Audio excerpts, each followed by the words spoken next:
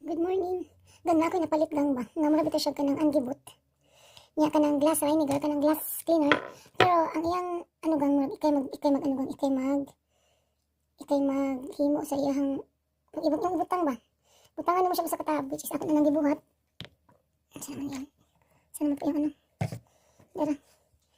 Akong gibutang diha. Tapos after ani, mahimo na mo siyang ano, glass vinegar. So, 1 euro na siya gang. So, ang kaning usa, ighuman na po ni next kung mahurot ni.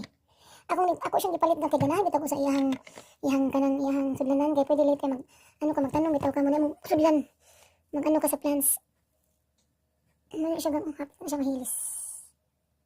Ighuman na tanan. Himo na ano na siya, ready to use na siya. Panglimpyo sa mga glass. No? Nice, diba? Nice, diba? Ayan lang. Continuation tayong pang nus-nus pa lang